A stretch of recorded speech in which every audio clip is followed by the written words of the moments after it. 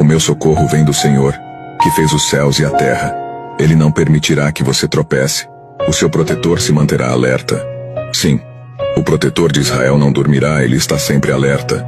Como sombra que o protege, ele está à sua direita. De dia o sol não o ferirá, nem a lua de noite. O Senhor o protegerá de todo o mal, protegerá a sua vida. O Senhor protegerá a sua saída e a sua chegada, desde agora e para sempre. Deus está dizendo para você que aonde que você pisar a planta dos teus pés, seja na tua entrada ou na sua saída, Ele vai estar contigo. É Ele que vai guardar a tua alma de todo mal. Ele está dizendo que o socorro que você tanto precisa vem dele. A resposta que você tanto necessita, ela vem do Senhor.